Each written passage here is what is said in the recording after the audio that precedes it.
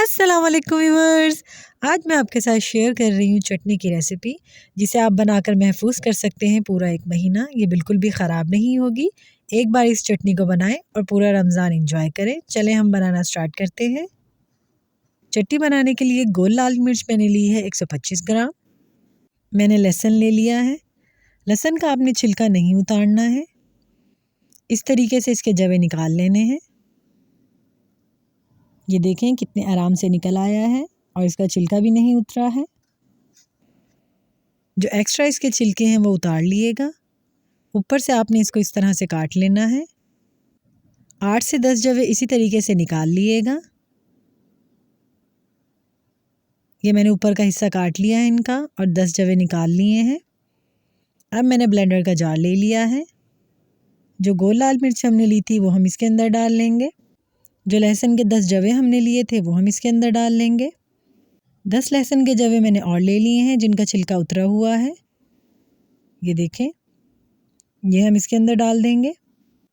1 चम्मच ले लिया है मैंने सफ़ेद ज़ीरे का, वो मैंने इसके अंदर डाल दिया है। 1 चम्मच और 1 चम्मच से ऊपर आधा चम्मच, टोटल 1.5 चम्मच लिया है मैंने नमक का, वो मैंने इसमें ऐड कर दिया है। नमक आप अपने टेस्ट के मुताबिक कम या ज़्यादा भी कर सकते हैं। 3 कप मैंने ले लिए हैं पानी के, वो हम इसमें ऐड कर देंगे। अब हम इसको अच्छे तरीके से ब्लेंड कर लेंगे। 2 से 3 मिनट तक इसको स्मूथ ब्लेंड कर लिएगा। रेसिपी अच्छी लगती है तो चैनल को सब्सक्राइब लाजमी किया करें और इसके साथ जो बेल आइकन का बटन होता है उसे लाजमी दबा दिया करें ताकि मेरी नई आने वाली वीडियो का नोटिफिकेशन सबसे पहले आपको मिले। ये अच्छे तरीके से ब्लेंड हो गई है। अब एक फ्राई पैन ले लिया है मैंने, इसके नीचे हम फ्लेम ऑन कर लेंगे। फ्लेम आपने इसके नीचे मीडियम से लो रखनी है। 3 चम्मच मैंने ले लिए हैं ऑलिव ऑयल के, जैतून का तेल। अगर आपके पास जैतून का तेल ना हो, जो घर में नॉर्मली कुकिंग ऑयल होता है, आप वो ले लीजिएगा। सबसे पहले हम ऑयल को हल्का सा गरम कर लेंगे। ये ऑयल हमारा गरम हो गया है।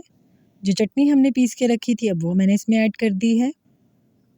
चटनी को डालने के बाद इसमें चम्मच चला दिएगा ताकि चटनी अच्छे तरीके से मिक्स हो जाए ऑयल के अंदर। थोड़ा सा मैंने इसमें पानी और ऐड कर दिया है। जो ब्लेंडर में हमारी चटनी रह गई थी वो भी आ गई है इसमें। मीडियम से लो फ्लेम पर हम इसको 5 मिनट तक मुसलसल पकाएंगे और थोड़ी थोड़ी देर बाद इसमें चम्मच चलाते रहिएगा। ये 5 मिनट गुजर चुके हैं इसको पकते हुए। ये देखें, मैं आपको दिखा देती हूँ कि ये कितनी गाढ़ी हो गई है। आपने इसको इतना ही गाढ़ा रखना है, ठंडा होने के बाद ये और गाढ़ी हो जाएगी। हमने इसे चूल्हे से उतार लिया है। अब हम इसे ठंडा कर लेंगे। इसके बाद एक बहुत ज़रूरी स्टेप है, वो मैं आपको बताऊँगी जब ये ठंडा हो जाएगा। ये देखें, चटनी हमारी ठंडी हो गई है बिल्कुल। आपने इसको बिल्कुल अच्छे तरीके से ठंडा कर लेना है, हल्की सी भी गर्म ना हो ये।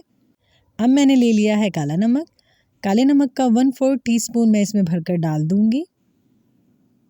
इससे ये चटनी आपकी बिल्कुल भी ख़राब नहीं होगी और पूरा महीना महफूज रहेगी, ना ही इसके टेस्ट में कोई फ़र्क आएगा।